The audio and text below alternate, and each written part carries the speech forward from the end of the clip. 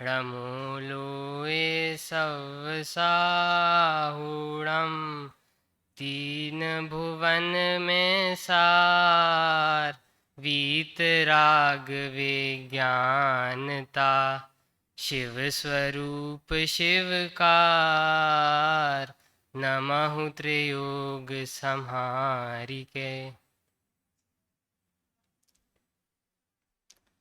छठवीं ढाल में हमारी चर्चा शुरू की जो 3 छंद हैं, जिसमें 5 महाव्रत और 5 समितियों का वर्णन किया है, उसकी हमारी हो चुकी है। हम उसको एक बार, जो पूर्व वक्ता ने समझाई थी, उसको एक बार देख लेते हैं। अहिंसा महाव्रत, सत्य महाव्रत, अचौर्य महाव्रत, ब्रह्मचर्य महाव्रत, जो कि अहिंसा के 2 प्रकार कहे थे, द्रव्य हिंसा और भाव हिंसा। सत्य अर्थात मुनिराज जो होते हैं वे किसी भी कीमत पर झूठ नहीं बोलते। और अचौर्य महाव्रत का अर्थ ऐसा लिया था कि वे मिट्टी और जल भी बिना पूछे ग्रहण नहीं करते हैं। और ब्रह्मचर्य महाव्रत अर्थात मुनिराजों के ब्रह्मचर्य महाव्रत होता है, वे परस्त्री सेवन का त्याग तो करते ही हैं, साथ में अपने निज स्वरूप में भी लीन रहते हैं। इसको ब्रह्मचर्य महाव्रत कहा है। और फिर दूसरे छंद में हमने ये देखा था कि परिग्रह त्याग महाव्रत। तो परिग्रह त्याग महाव्रत क्या था कि जो अंतरंग और बहिरंग परिग्रह हैं, मुनिराज उनसे रहित होते हैं। और इस छंद में ईर्ष्या और भाषा समिति की बात आई थी कि जो मुनिराज होते हैं वो आगे की 3 पग भूमि देखकर चलते हैं, जिससे कोई जीव की हिंसा ना हो। उसके बाद भाषा समिति के बारे में आया था। ईर्ष्या भाषा समिति में भ्रमरोग हर जिनके वचन मुख चंद्र तय अमृत जरे, अर्थात उन मुनिराजों की अमृतमयी वाणी होती है जो भव्य जीवों को मोक्ष मार्ग का उपदेश देती है और सबका कल्याण करती है। अब तीसरे छंद में ये बताया था कि ऐशा समिति, आदान निक्षेपण समिति और प्रतिष्ठापन समिति, इन तीनों की चर्चा आई थी। तो इसमें सबसे पहले ऐशा समिति, जो मुनिराज होते हैं वो जब श्रावक के घर आहार के लिए जाते हैं, तब वे आहार के 46 दोषों को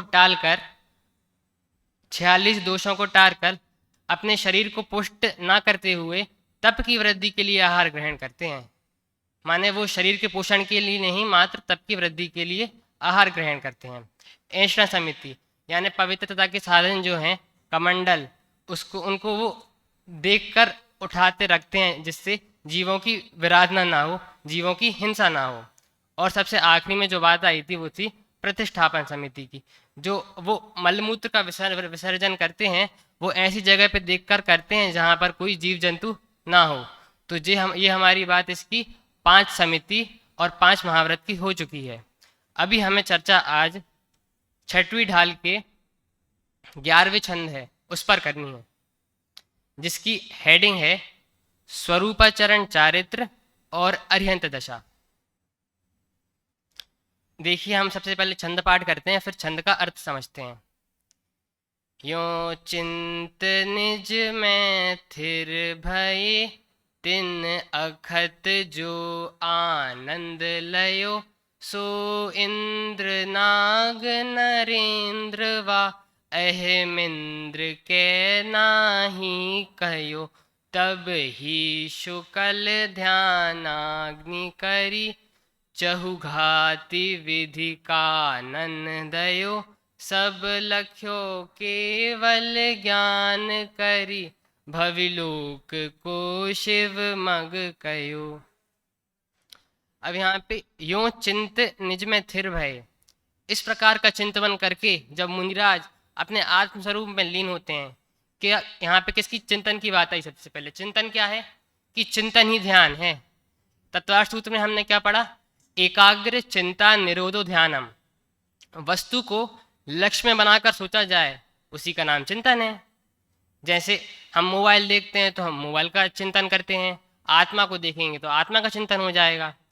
चिंतन हमने पढ़ा है, जैसे जब मुनिराज को आत्मानुभव होता है उसके पूर्व में उनको चिंतन तो चलता है, लेकिन जब आत्मानुभव होता है तब वो चिंतन का भी अभाव हो जाता है। यानी चिंतन पूर्व में तो सहायक है, लेकिन जब आत्मानुभव होता है मुनिराज को तब वो बाधक है, क्योंकि चिंतन अभावपूर्वक होता है, जब आत्मानुभूति होती है तब चिंतन का अभाव हो जाता है। इस प्रकार यहाँ पे बताया गया है। और ये मुनिराजों के संबंध में ये भी आया है, दिन रात आत्मा का चिंतन, यानी मुनिराज आत्मा का चिंतन करते हैं और अपने स्वरूप में लीन रहते हैं।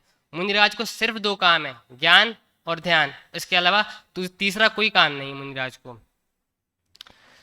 तो जिसको जिसकी महिमा होती है, जिसको जिसका प्रेम होता है, उसको उसका ध्यान सहज ही चलता है। जैसे हम एक उसको दृष्टांत से समझते हैं, जैसे एक लड़के की सगाई हो गई, तो अब बताओ उसको लड़की का ध्यान करना पड़ेगा कि उसको सहज चलेगा, कि सहज चलेगा उसको। इसीलिए जिसको जिसकी रुचि होती है उसको उसका ध्यान सहज ही चलता है। ऐसा यहाँ पे इस यो चिंत निज में थिर भय, इसका भाव हमें ऐसा समझना चाहिए। अब देखिए क्या कहते हैं, तिन अखत जो आनंद लयो, क्या कह रहे हैं यहाँ पे, अखत जो आनंद लयो अर्थात मुनिराजों को जो आनंद होता है वो वचनों से कहा नहीं जा सकता। जो विषय सुख है, विषय सुख का जो आनंद होता है उसे भी हम शब्दों में नहीं कह सकते। जैसे समझिए आपने रसगुल्ला खाया, आप बता सकते हैं ये कैसा लगा, बिल्कुल आप उसका एग्जैक्ट बता सकते हैं कि ये कैसा था, कि इसका स्वाद रबड़ी जैसा था, खीर जैसा था। ऐसा हम नहीं बता सकते कि रसगुल्ले का स्वाद 1 किलोग्राम था। इसका कोई कंपैरिजन है क्या? कंपैरिजन नहीं है इसका कोई, कि रसगुल्ले का स्वाद 1 किलोमीटर था, ये हम नहीं बता सकते। इसका मतलब क्या हुआ कि ये जो विषय जन आनंद है उसको भी हम शब्दों में बयान नहीं कर सकते। तो यहाँ तो फिर अतीन्द्रिय सुख, अनंत सुख की बात चल रही है, तो उसका हम शब्दों में कैसे बखान कर सकते हैं। तो एक रूपक आया है जिनवाणी में कि अरेंद्र भगवान को कितना सुख है उसको बताने के लिए, कि चक्रवर्ती को जितना सुख होता है उससे कई गुना अधिक सुख युगलिया जीव को होता है। युगलिया जीव अर्थात भोग भूमि का जीव, और जितना सुख युगलिया जीव को होता है उससे अनंत गुना सुख भवनत्रिक देवों को होता है। और जितना सुख भवनत्रिक देव को होता है उससे कई गुना अधिक सुख वैमानिक देव को होता है। और जितना सुख वैमानिक देव को होता है उससे कई गुना अधिक सुख एक सर्वार्थ सिद्धि के देव को होता है। और जितना सुख सर्वार्थ सिद्धि के देव को होता है उससे भी कई गुना अधिक सुख एक पंचम गुण स्थानवर्ती श्रावक को होता है। क्यों? क्योंकि उसकी दो कषाय चौकड़ी का अभाव है। और जितना सुख एक पंचम गुण स्थानवर्ती श्रावक को होता है उससे भी कई गुना अधिक सुख एक वीतरागी दिगंबर मुनिराज को होता है। और जितना सुख एक वीतरागी दिगंबर मुनिराज को होता है उससे भी कई गुना अधिक सुख एक केवल ज्ञानी भगवान को होता है, केवली परमात्मा को होता है।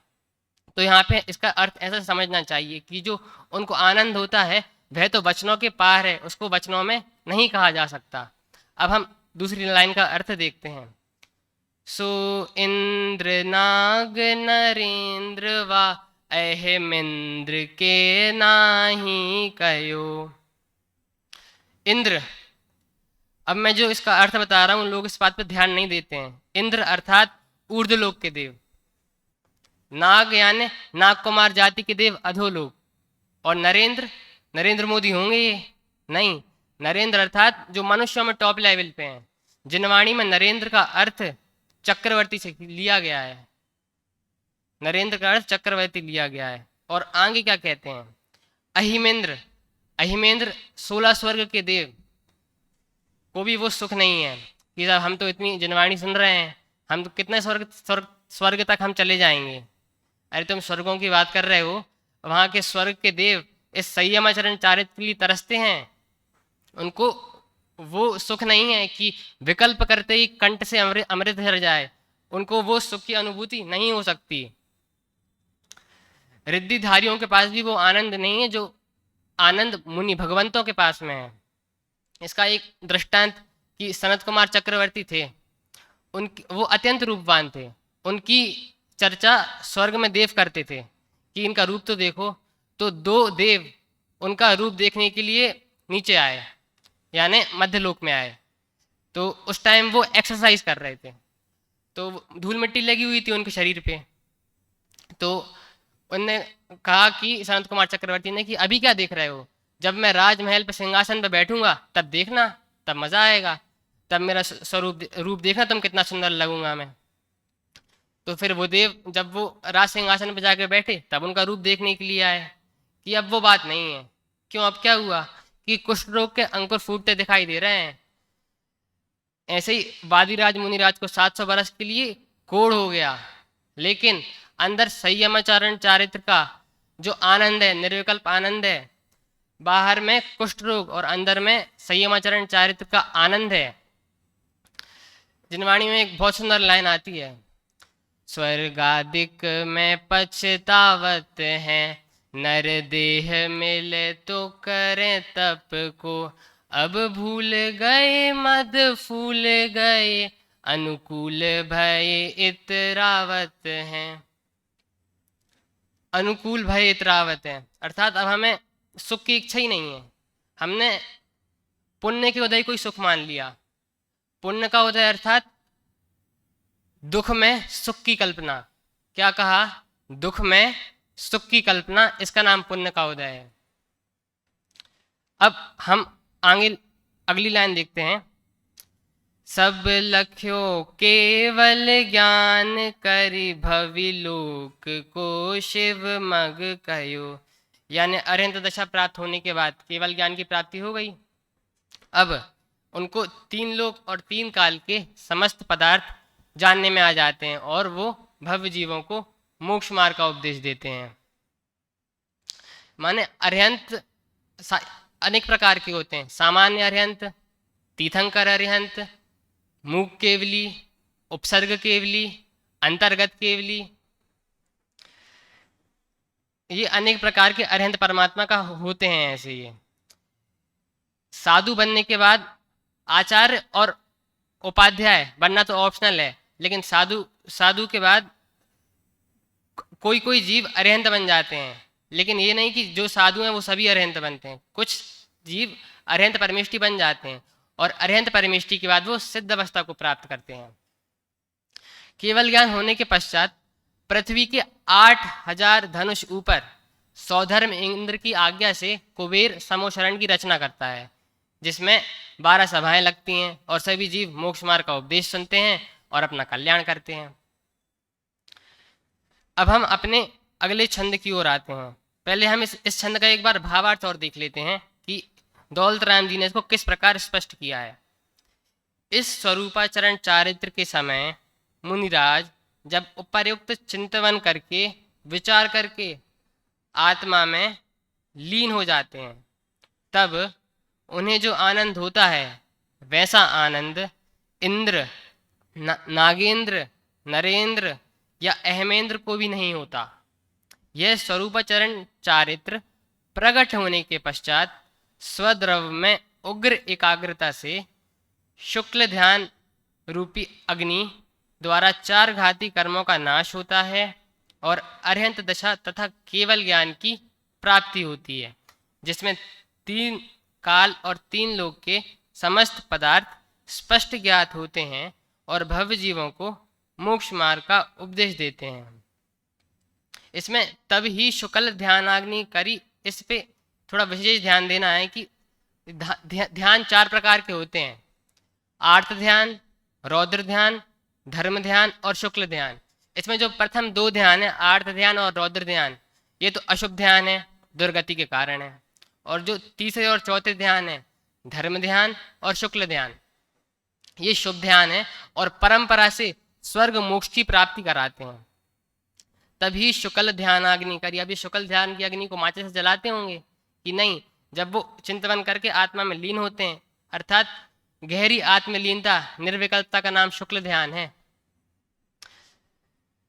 4 घाती कर्म रूपी वनों का दहन हो गया, चहु घाती विधि कानन दयो, अर्थात ज्ञानावर्णी, दर्शनावर्णी, मोहिनी और अंतराय, ये शुरू के जो 4 घातीय कर्म है, अरहंत भगवान इनका क्षय कर देते हैं और उनको केवल ज्ञान हो जाता है और सर्व पदार्थ स्पष्ट ज्ञान में उनके आ जाते हैं।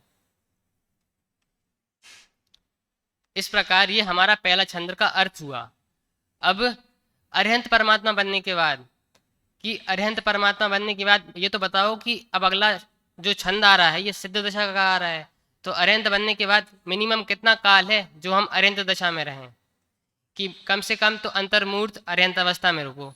अब अंतर्मूर्त का अर्थ क्या होता है?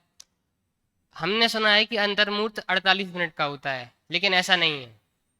मुहूर्त होता है 48 मिनट का, अंतर्मुहूर्त अर्थात 48 मिनट से कम। अब वो एक समय भी हो सकता है, एक सेकंड भी हो सकता है। कहा जाए तो मतलब 48 मिनट्स के अंदर जो समय है उसको अंतर्मुहूर्त कहेंगे। इस प्रकार ये अंतर्मुहूर्त। और अधिक से अधिक कितने वर्ष तक अरिहंत दशा में रोको, कि अधिक से अधिक 1 कोटि पूर्व 8 वर्ष अंतर्मुहूर्त, इतनी अवस्था तक हम अरिहंत दशा में रोक सकते हैं। उसके बाद क्या होता है, उसके बाद सिद्ध दशा, सिद्ध स्वरूप का वर्णन करते हुए क्या लिखते हैं दौलत राम जी, कि अब दुख से सुख की ओर आ रहे हैं। कि जो हमने प्रथम ढाल में देखा था 6 ढाला की, कि दुखों का वर्णन हुआ था, अब दुख से सुख की ओर आ रहे हैं। सिद्ध दशा, सिद्ध परमात्मा का वर्णन इस अगले छंद में हमारे आ रहा है। तो हम इस छंद का एक बार पाठ करते हैं, फिर हम इसका अर्थ समझते हैं। पुनि घाति शेष अघाति विधि छिन्न माहि अष्टम भूवसे वसु कर्म विनसे सुगुण वसु सम्यक्त्व आदिक सब लसे संसार खार अपार पारा वार तरिती रही गए अविकार अकल अरूप शुचि चिद्रूप अविनाशी भय। अब यहाँ पे क्या कहते हैं, पुनि घाति शेष अघाति विधि। पुनि यानी उसके बाद, घाति, अब यहाँ पे घाति का अर्थ 4 घातीय कर्म नहीं लेना है। घाति का अर्थात घात करना, शेष यानी बचे हुए, शेष यानी बचे हुए, अघाति यानी जो 4 अघातीय कर्म हैं। उसके बाद अरिहंत दशा अथवा केवल ज्ञान प्राप्त करने के पश्चात उनको छिन्नमाही अष्टम भूवसे, छिन्नमाही अर्थात क्षण मात्र में, अष्टम भूवसे यानी 8वीं पृथ्वी सिद्ध शिला पर निवास करते हैं। अभी आप कहेंगे कि 8वीं पृथ्वी क्या है, अष्टम भूवसे, जिस इसमें आया है छिन्नमाही अष्टम भूवसे, तो ये क्या है। तो हम जैसे पूजा में भी पढ़ते हैं, अष्टम वसुधा पाने को कर में ये 8 द्रव्य लिए, सहज शुद्ध स्वाभाविकता से निज में निज गुण प्रकट किए। अष्टम भूमि अर्थात सिद्धशिला, मोक्ष। और एक चंद्र प्रभु भगवान का भी अर्घ आता है, उसमें क्या कहते हैं, सजी 8 दरब पुनीत 8 अंग नमो पूजो अष्टम, पूजो अष्टम जिनमीत अष्टम अवनिगमो, अर्थात अष्टम यानी सिद्धशिला। अब यहाँ पे ये सिद्धशिला होती है, ये होती कहाँ पर है, तो एक भी सिद्ध परमात्मा सिद्धशिला पर नहीं रहते। सिद्धशिला पर एक भी सिद्ध परमात्मा नहीं रहते। हमने तो यही सुना है कि सिद्ध भगवान सिद्धशिला पर रहते हैं, नहीं, ऐसा नहीं है। तनु वात विलय के अंत में सिद्ध होते हैं, तनु वात विलय के अंत में सिद्ध होते हैं। सबसे पहले आता है घनोदधि वात विलय, उसके बाद आता है घनवात विलय, उसके बाद आता है तनुवात विलय। घनोदधि वात विलय अर्थात जो होता है 2 कोष का, घनवात विलय 1 कोष का, और 1575 धनुष का होता है तनुवात विलय। उसके जैसे ये तनुवात विलय है, इसके यहाँ पर ऐसे सिद्ध परमात्मा विराजमान होते हैं। जैसे किसी ने खड़गासन अवस्था में मोक्ष दशा प्राप्त की तो वो इस अवस्था में रहते हैं, और जो पद्मासन अवस्था में रहते हैं वो उसी आकार में यहाँ पर विराजमान होते हैं। कि वो उसके ऊपर क्यों नहीं जा सकते, तनुवात विलय के ऊपर, क्योंकि वहाँ पे धर्म द्रव्य का अभाव है। जहाँ तक धर्म द्रव्य का सद्भाव होगा वहीं तक वो जा पाएंगे, इसलिए सिद्ध भगवान तनुवात विलय के अंत में होते हैं। ऐसा यहाँ पर हमें समझना चाहिए। अब क्या कहते हैं, वसु कर्म विन से सुगुण वसु सम्यक्त आदिक सब लसे। कि यदि हम एक बार चले गए सिद्ध भूमि पे, सिद्ध पृथ्वी पे, तो हम कभी फिर वापस ही नहीं आ पाएंगे। फिर हम घूम नहीं पाएंगे, खेल नहीं पाएंगे, टीवी नहीं देख पाएंगे। अरे तुम टीवी की बात कर रहे हो, वहाँ पे केवल ज्ञान रूपी टीवा लगा रहता है जिसमें समस्त पदार्थ हमें दिखते हैं। तो वहाँ पे तो क्या टीवी देखने के लिए जा रहे हैं सिद्ध भगवान वहां पे, ऐसा नहीं है, वो तो सर्वज्ञ भगवान हो गए, तो वहां पे सब कुछ उनके ज्ञान में झलकता ही है स्पष्ट रूप से। उनको शरीर की कोई पीड़ा ही नहीं है, वहां पे शरीर ही नहीं है, तो कोई दिक्कत वाली बात ही नहीं है। हमने उसमें भी पढ़ते हैं हम, मेरा धाम में, जो बालभूत पाठमाला भाग 1 में, जहाँ भूख का नाम नहीं है, जहाँ प्यास का काम नहीं है, खांसी और जुकाम नहीं है, आदि व्याधि का नाम नहीं है। ऐसे 8 कर्मों का नाश कर देते हैं सिद्ध परमात्मा। तो 8 कर्मों के अभाव में 8 गुण कौन कौन से प्रकट होते हैं? कि ज्ञानावर्णी के अभाव में तो प्रकट होता है अनंत ज्ञान, दर्शनावर्णी के अभाव में प्रकट होता है अनंत दर्शन, मोहिनी के अभाव में प्रकट होता है अनंत सुख, अंतराय के अभाव में प्रकट होता है अनंत वीर्य, और इसके बाद आयु कर्म के अभाव में प्रकट होता है अव्यभादत्व, नाम कर्म के अभाव में सूक्ष्मत्व गुण प्रकट होता है, गोत्र के अभाव में अगुरु लघुत्व गुण प्रकट होता है, और वेदनीय के अभाव में अवगाहनत्व प्रकट होता है। बालबोध पाठमाला भाग 3 में एक छंद भी आता है इसके संबंध में, समकित दर्शन ज्ञान, समकित दर्शन ज्ञान, अगुरु लघु अवगाहना, सूक्ष्म वीरजवान, सूक्ष्म वीरजवान, निराबाध गुण सिद्ध के। कि सिद्ध भगवान के होते तो अनंत गुण हैं, लेकिन यहाँ पे 8 कहना उपचार है, क्योंकि 8 कर्म होते हैं, इसलिए 8 कर्मों के अभाव में 8 गुण प्रकट होते हैं। वैसे सिद्ध परमात्मा के हैं कितने? अनंत गुण हैं, इसीलिए सिद्ध परमात्मा के यहाँ पे अनंत गुण जानना चाहिए। और सिद्धालय में सभी सिद्ध भगवान विराजमान हैं, सब वहीं पे रहते हैं। सम्यक तो आदिक सबल से, और उनके सम्यक अर्थात जो सम्यक दर्शन ज्ञान चारित्र हैं वो सभी प्रकट हो जाते हैं।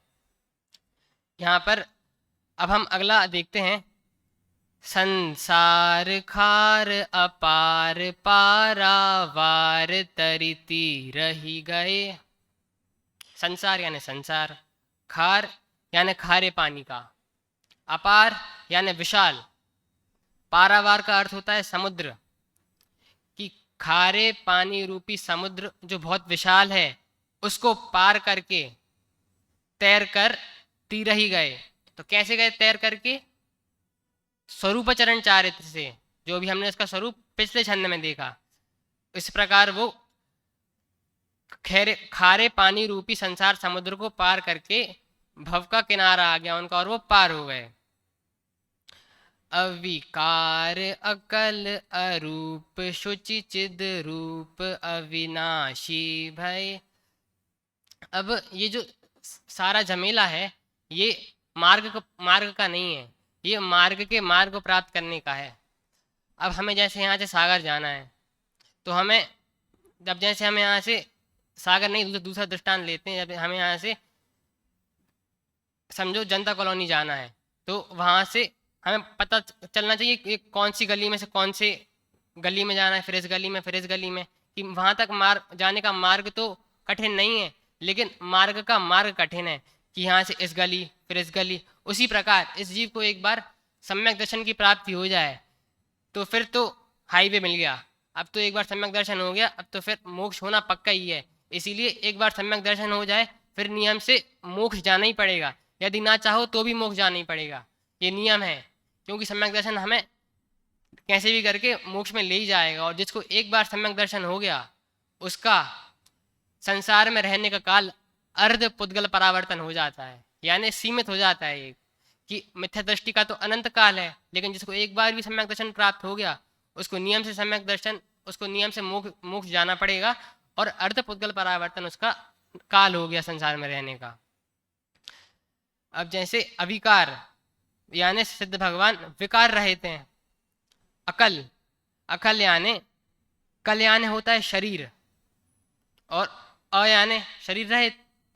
तो अभी हमने एक तीसरी ढाल के छंद में देखा था, ज्ञान शरीरी त्रिविध कल कर्म मल वर्जित सिद्ध महंता।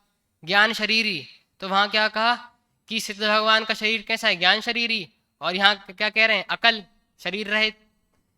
तो वहाँ पे यहाँ पे हमें अपेक्षा से समझना चाहिए ये कि यहाँ पे उनका शरीर रहित का है, और वास्तव में देखा जाए उनका ज्ञान शरीर ही तो है उनका। जैसे एक सिद्ध परमात्मा है वहाँ ऊपर तनुवाद विलय के अंत में, वो दूसरे सिद्ध भगवान को देख सकते हैं। कैसे कैसे देख सकते हैं कि उनकी आंख तो है नहीं उनकी, वो ज्ञान नेत्र के माध्यम से एक सिद्ध भगवान दूसरे सिद्ध भगवान को देखते हैं। यहाँ पे ऐसा समझना चाहिए हमें। जैसे अरूप, यानी अरूप उनका कोई रूप नहीं है। जैसे हम जब किसी दर्शन करते हैं वेदी भगवान की, तो देखते हैं सिद्ध भगवान का स्टैचू जो रहता है, उनकी जो मूर्ति रहती है वो ऐसी रहती है, मतलब उसके अंदर खाली रहता है, तो उनका कोई रूप नहीं है। शुचि अर्थात निर्दोष, पवित्र। चिद्रूप, चिद्रूप का अर्थ यहाँ पे चैतन्य लेना है। और अविनाशी, अब देखिए आप जितने पद हैं, मंत्री, संतरी, चक्रवर्ती, नारायण, इंद्र, ये सब पद कैसे हैं, विनाशी के हैं। बस एक पद है दुनिया में ऐसा जो नाशवान नहीं है। कौन सा पद, सिद्ध पद, चिद्रूप अविनाशी भय। आप खुद विचार कीजिएगा, ऐसा कोई पद है जो विनाशी ना हो। सारे पद विनाशी हैं, बस एक पद को छोड़ के, कौन सा, सिद्ध पद को छोड़ के बाकी सारे पद विनाशी हैं। एक सिद्ध परमात्मा का जो पद है वही अविनाशी है। अब जैसे हम हैं तो हम एक दृष्टांत के माध्यम से समझते हैं। जैसे गोल्ड है, गोल्ड मिट्टी में दबा हुआ है, तो उसमें मिट्टी लगी हुई है, धूल लगी हुई है, कालीमा लगी हुई है, लेकिन अगर उसको साफ कर दिया जाए तो गोल्ड की मिट्टी हम हटा दें तो वो शुद्ध हो जाएगा। उसी प्रकार हम अभी कर्म मल से दूषित हैं। हम एक बार अपने अंदर का आत्मा जाने तो उस प्रकार हम भी अपने आत्मिक गुण को प्रकट कर सकते हैं। चलिए अब हम इसका एक बार सिद्ध भगवान का जो वर्णन है उसका अर्थ देख लेते हैं। हमने इसका छंद से अर्थ हमने समझ लिया है, अब इसका भावार्थ देखते हैं। अरिहंत दशा अथवा केवल ज्ञान प्राप्त करने के पश्चात उस जीव को भी जिन गुणों की पर्याय में अशुद्धता होती है उनका क्रमशः अभाव कर वह जीव पूर्ण शुद्ध दशा को प्रकट करता है।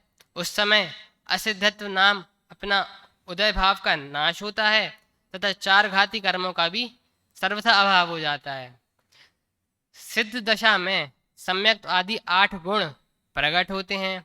मुख्य 8 गुण व्यवहार से कहें, निश्चय से तो उनके अनंत गुण हैं, और स्वाभाविक ऊर्ध्वगमन के कारण एक समय मात्र में लोकाग्र में पहुंचकर वहाँ स्थिर रहते हैं।